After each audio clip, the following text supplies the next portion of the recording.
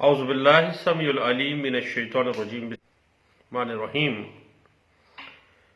سورہ بقرہ کی آیت نمبر 186 ہے۔ اے نبی صلی اللہ علیہ وسلم، میرے بندے اگر تم سے میرے متعلق پوچھتے ہیں تو آپ انہیں بتا دیں کہ میں ان سے شارک سے بھی زیادہ قریب ہوں۔ پکارنے والا جب مجھے پکارتا ہے تو میں اس کی پکار کو سنتا ہوں اور جواب دیتا ہوں۔ دوستو، بات اس طرح سے ہے کہ گپ شپ چل رہی تھی انتقال زمین کے حوالے سے۔ انتقال بنیادی طور پر ریونیو ریکارڈ میں کسی اندراج کی تبدیلی یا رد و بدل ہے۔ جو پٹواری ہے اس کے پاس ایک رجسٹر انتقال ہوتا ہے جس میں وہ تمام حقوق کے حصول کو درج کرتا ہے جن کے بارے میں اس کو اطلاع دی جاتی ہے۔ رجسٹر انتقال بنیادی طور پر ایک ورق اور ایک نقل کے اوپر مشتمل ہوتا ہے۔ پٹواری رجسٹر انتقال میں پرانے شخص کی جگہ نئے شخص کا اندراج کر لیتا ہے۔ اب بات آگے آئے گی کہ انتقال کی ایویڈینشری ویلیو کیا ہے، تو انشاءاللہ اس پہ ہم آگے جا کے بات تو کرتے ہیں، لیکن یاد رکھیے گا کہ انتقال کے اندر جو بھی اندراجات ہیں وہ ایویڈینشری ویلیو کے حامل ہوتے ہیں۔ اب بات یہ ہے کہ میوٹیشن یعنی انتقال زمین کو کون سا قانون ڈیل کرتا ہے، تو لینڈ ریونیو ایکٹ 1967 کی سیکشن 42 جو ہے وہ انتقال زمین کو ڈیل کرتی ہے۔ انتقال کے لفظی معنی انگریزی میں اگر ہم دیکھیں تو اس کے لیے متبادل لفظ میوٹیشن استعمال ہوتا ہے، اور اگر ہم میوٹیشن کو کنسائز آکسفورڈ ڈکشنری کی مدد سے دیکھیں تو بات اس طرح آ جاتی ہے کہ رد و بدل کی کارروائی، تبدیلی کی کارروائی۔ لینڈ ریونیو کے انتقال کا بنیادی مقصد لینڈ ریونیو ریکارڈ کو اپ ٹو ڈیٹ کرنا ہوتا ہے تاکہ گورنمنٹ کو زمین کے مالکان کے بارے میں اپ ڈیٹ کیا جا سکے، اس کے بارے میں گورنمنٹ کے اندراجات میں ہر چیز اپ ٹو ڈیٹ ہو۔ اب انتقال زمین کی اگر ہم اہمیت کو دیکھیں تو انتقال زمین کے ریکارڈ کو تاریخ جاریہ تک مکمل اور برقرار رکھا جاتا ہے، اور اس سے مالکان کے جو رائٹس ہیں وہ محفوظ ہو جاتے ہیں، اور مالکان کے جو رائٹس ہیں جو کہ انتقال زمین کے رجسٹر میں درج کیے گئے ہیں ان کا تحفظ ہو جاتا ہے، اور ریونیو اتھارٹیز کے ذریعے بہترین انتظام جو ہے وہ میوٹیشنز کی مدد سے کیا جا سکتا ہے۔ اس کے علاوہ ایک اور اہم معاملہ وہ یہ ہے کہ ریونیو اتھارٹیز جو ہیں وہ ریونیو کلیکشن کے لیے بھی میوٹیشن کا جو ریکارڈ ہے اس کو استعمال کر لیتی ہیں۔ اس کے بعد پھر جو میوٹیشن ہے اس کو ایک پرزمپشن حاصل ہے، پرزمپشن آف ٹروتھ، جس طرح سے ہم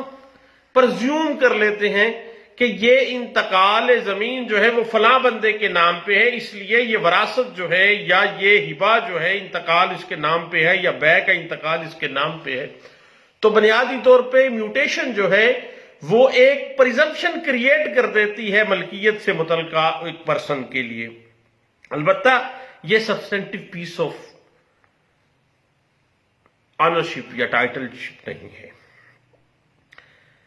بنیادی طور پہ میوٹیشن بذات خود کوئی دستاویز ملکیت نہیں ہوتا ہے، بلکہ اس کا مقصد صرف اور صرف ریونیو کلیکشن ہے۔ البتہ یہ ملکیت کے بارے میں کچھ پرزمپشنز کریٹ کر دیتی ہے۔ اس حوالے سے بھی ایک لیٹسٹ ہم نے دیکھی ہے سائٹیشن جس میں اس بات کو واضح کیا گیا تھا 2021 MLD page 275 Lahore high court کی ایک لینڈ مارک ججمنٹ ہے جس میں اس بات کو واضح کیا گیا تھا۔ اب بات آ جاتی ہے کہ इंतकाल ज़मीन दर्ज कब किया जाता है? जब भी किसी शख्स को कोई प्रॉपर्टी हासिल होती है, यानी बजरिया वरासत है, बजरिया मॉर्टगेज है, बजरिया सेल है, बजरिया गिफ्ट है, यानी कोई भी यानी कोई बंदा अपनी प्रॉपर्टी को हासिल करता है तो फिर किसी भी मूड के जरिए तो फिर वो उसका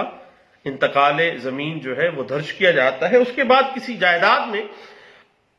मालिक जमीन या मजारे के तौर पर 1 साल से ज्यादा मुकर्रा मुद्दत के लिए कोई राइट हासिल होने की सूरत में फिर भी अंदराज कर लिया जाता है म्यूटेशन के हवाले से कि ये बंदा जो है ये खाना काश्त में है या ये बंदा मजारे के तौर पे है या मालिक खुद काश्त कर रहा है, ये इस तरीके कार से। अब इंतकाल जमीन के अंदराज का तरीकाकार जो है वो सबसे पहले तो है पटवारी को इतला। जब भी किसी शख्स को कोई जायदाद में बदरिया वरासत या कोई सेल या कोई रहन है या कोई गिफ्ट है या किसी भी सूरत में कोई राइट हासिल होता है तो वो शख्स उस राइट के हसूल के हवाले से सबसे पहले अपने उस प्रॉपर्टी के रिकॉर्ड होल्डर जो पटवारी है उसको इतला देने का पाबंद है। और उस पटवारी का यह फर्ज है कि वो उस इतला को अपने रोज नामचा वाकयाती में, जिसको डेली डायरी कहा जाता है, उसमें दर्ज करे और उसके अंदराज की एक नकल वो उस इतला दहिंदा को दे दे, या दूसरी सूरत में मुतल्लिका इलाके की जो यूनियन काउंसिल है, यूनियन कमेटी है या टाउन कमेटी है, वो उसको उसकी नकल जो है वो रसाल कर दे। अब सही बात इस तरह से है कि इस हवाले से जो लैंड रेवेन्यू एक्ट 1967 है वो कहता है कि विद इन 7 डेज जो है, 1 हफ्ते के अंदर अंदर उसको ये जो नकल है ये अरसाल कर देनी चाहिए। तो अगर हल्का पटवारी जो है वो उस इतला को या उस नकल की फराहमी से कासर रहता है तो फिर वो बुनियादी तौर पे उसकी इतला दे देनी चाहिए मुतल्लिका रेवेन्यू अथॉरिटीज को या यूनियन काउंसिल के नाज़िम को, और ये जो इतला है वो तहरीरी होनी चाहिए या फिर बाज़ औक़ात अगर रजिस्टर्ड आपने डाक के जरिए भेजी है तो उसका भी आपके पास रिकॉर्ड होना चाहिए। उसके बाद रेवेन्यू ऑफिसर इस इतला को मसूल होने पर उस इतला के जो इंदराजात हैं वो बाकायदा तौर पर रजिस्टर्ड इंतकालात में दर्ज कर लेता है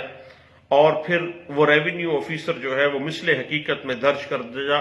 तमाम अंदराजात की दुरुस्तगी जांचने का कानूनन जिम्मेदार होता है, क्योंकि he is the competent authority to register all the revenue entries.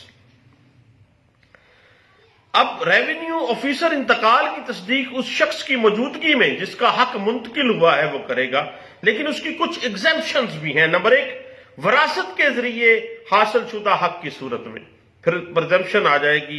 कि जिसका हक मुंतकिल हो रहा है, कानून कहता है कि उसको मौजूद होना चाहिए उसकी मौजूदगी में, लेकिन उसकी एग्जेम्पशन है वरासत के जरिए जिसका हक आगे मुंतकिल किया जा चुका है वो तो मर चुका है। नंबर 2, रजिस्टर्ड शुदा दस्तावेज के तहत हासिल शुदा हक की सूरत में या दीवानी अदालत के कोई आर्डर या डिग्री के तहत जब कोई हक राइट जो है वो अंदराज होगा तो उस हवाले से। तो ये चंद एक बातें थी म्यूटेशंस के हवाले से, इस पे हम दोबारा इंशाल्लाह कुछ बात करते हैं मजीद, इसकी एविडेंशियरी वैल्यू के हवाले से दोबारा मिलते हैं। अल्लाह हाफिज।